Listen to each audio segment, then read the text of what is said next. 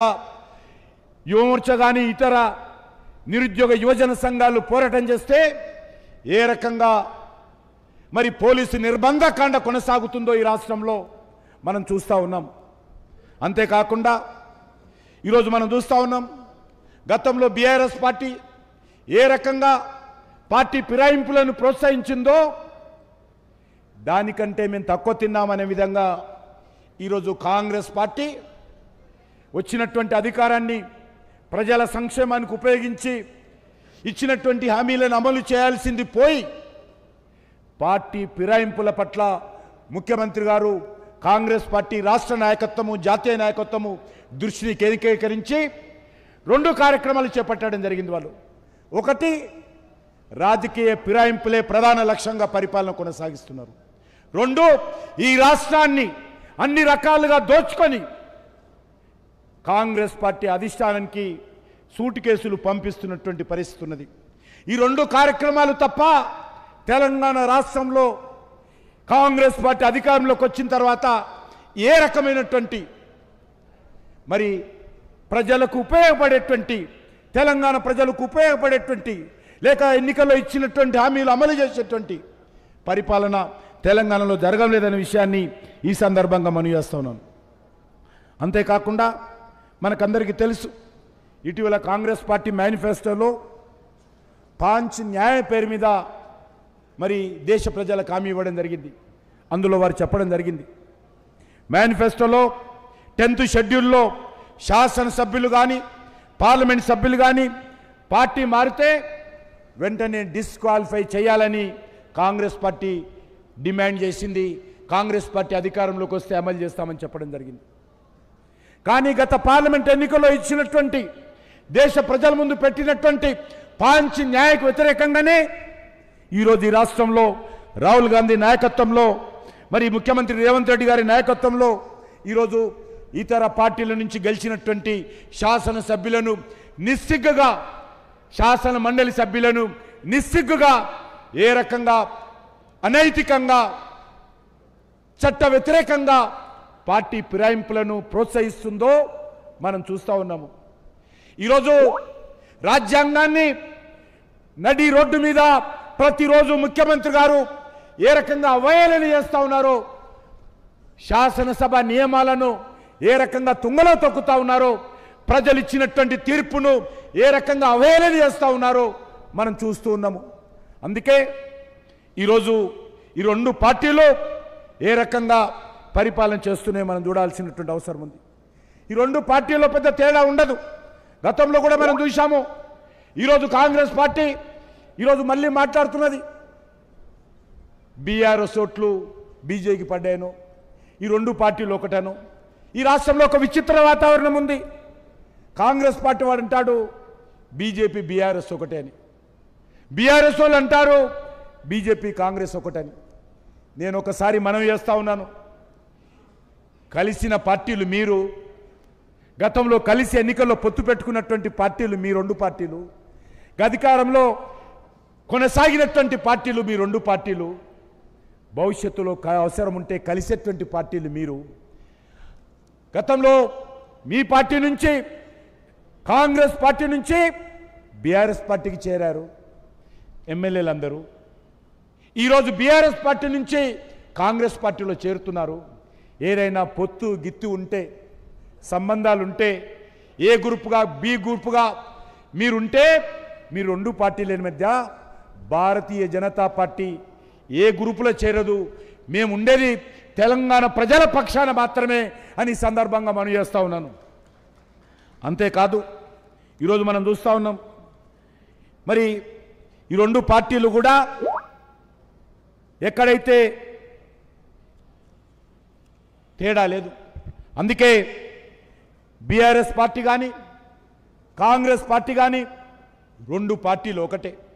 ఈ రాష్ట్రంలో మార్పు రావాలంటే, ఈ రాష్ట్రంలో మౌలికంగా తెలంగాణకు న్యాయం జరగాలంటే, ఈ రాష్ట్రం అభివృద్ధి దిశలో ముందుకెళ్లాలంటే ఈ రాష్ట్రంలో భారతీయ జనతా పార్టీ మాత్రమే తెలంగాణ ప్రజల ఆకాంక్షలకు అనుగుణంగా తెలంగాణ రాష్ట్రం కోసం పోరాటం చేసినటువంటి అమరవీరుల ఆకాంక్షలు నెరవేర్చేటువంటి పార్టీ, తెలంగాణ ఉద్యమకారుల యొక్క స్ఫూర్తితో ముందుకెళ్లేటువంటి పార్టీ ఒక్క భారతీయ జనతా పార్టీ మాత్రమే అని ఈ సందర్భంగా మనవి చేస్తా ఉన్నాను.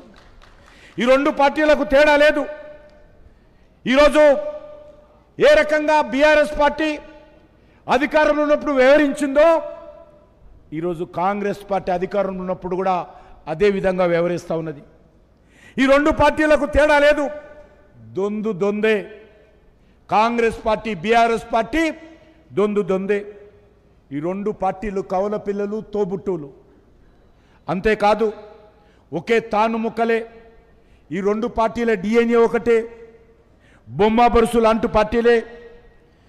ప్రజా వ్యతిరేకతలో ఒకరికి మించి ఒకరు వ్యవహరిస్తున్నటువంటి పార్టీలు. ఈ పార్టీలలో ఎమ్మెల్యేలు గెలిచినా, ఎమ్మెల్సీలు గెలిచినా, ఎంపీలు గెలిచినా ఒకటే పార్టీలో చేరుతారు. వాళ్ళ యొక్క గమ్యం ఒకటే. కాంగ్రెస్లో చేరితే కాంగ్రెస్లో గెలిస్తే బీఆర్ఎస్లో చేరుతారు, బీఆర్ఎస్లో గెలిస్తే కాంగ్రెస్లో చేరుతారు. గాంధీ భవన్కు, తెలంగాణ భవన్కు ఈ రెండు పార్టీలకు తేడా లేదు అనే విషయాన్ని తెలంగాణ సమాజం అర్థం చేసుకోవాల్సిందిగా నేను కోరుతా ఉన్నాను. ఎవరు గెలిచినా ఎవరోడినా చివరకు వీళ్ళ గమ్యం ఒకటే. వీళ్ళు రెండు పార్టీలు కూడా అవినీతి పార్టీలే. ఈ రెండు పార్టీలు కూడా అక్రమాలు చేసేటువంటి పార్టీలే. ఈ రెండు పార్టీలు కూడా అధికార దుర్వినియోగంలో ఒకరికి మించి ఒకరినటువంటి పార్టీలే. అక్రమ వసూలు చేసినటువంటి పార్టీలే. గతంలో కేసీఆర్ అక్రమ వసూలు చేసి దేశంలో బీజేపీకి వ్యతిరేకంగా అనేక ప్రాంతీయ పార్టీలకు డబ్బులు పంపితే ఈరోజు కాంగ్రెస్ పార్టీ మరి రాహుల్ గాంధీ నాయకత్వంలో, ముఖ్యమంత్రి నాయకత్వంలో తెలంగాణలో కూడా వసూళ్లు చేసి వందల వేల కోట్ల రూపాయలు కాంగ్రెస్ పార్టీ ఢిల్లీకి అధిష్టానికి పంపుతున్నటువంటి పరిస్థితి ఉన్నది. ఈ రెండు పార్టీలు కూడా కుటుంబ పార్టీలే. అది బీఆర్ఎస్ పార్టీ కానీ కాంగ్రెస్ పార్టీ కానీ ఒక కుటుంబం అజమాయిషిలో నడిచేటువంటి పార్టీలే. ఈ రెండు పార్టీలకు తేడా లేదు. ఈ రెండు పార్టీలు కూడా ల్యాండ్ మాఫియాను ప్రోత్సహించేటువంటి పార్టీలు, లిక్కర్ మాఫియాను ప్రోత్సహించేటువంటి పార్టీలు. బెల్ట్ షాపులను తీసేస్తామన్నటువంటి రేవంత్ రెడ్డి 7 నెలలలో ఒక్క బెల్ట్ షాపును కూడా తొలగించలేదు. కాకుండా మరిన్ని బెల్ట్ షాపులను పెంచి ప్రోత్సహిస్తున్నాడనే విషయాన్ని మనం చేస్తున్నాను. సంవత్సరానికి 40,000 కోట్ల రూపాయల ఆదాయం కోసము తెలంగాణలో వేలాది లక్షలాది కుటుంబాలను రోడ్డున పడేసినటువంటి ఘనత గతంలో కేసీఆర్కి దక్కితే అదే బాటలో ఈరోజు మరి కాంగ్రెస్ పార్టీ ముఖ్యమంత్రి రేవంత్ రెడ్డికి దక్కుతుందని మనవి వస్తున్నాను.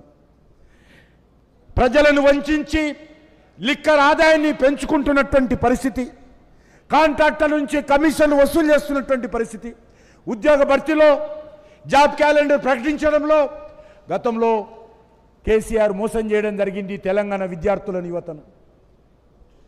ఒక టీచర్ ఉద్యోగం భర్తీ చేయకుండా, ఒక ప్రొఫెసర్ ఉద్యోగం భర్తీ చేయకుండా, ఒక లెక్చరర్ ఉద్యోగం భర్తీ చేయకుండా 10 సంవత్సరాలు కేసీఆర్ కాలయాపన చేస్తే అదే బాటలో ఈరోజు కాంగ్రెస్ పార్టీ రేవంత్ రెడ్డి ప్రయాణం చేస్తున్నాడు తప్ప ఈ రెండు పార్టీలకు తేడా లేదు.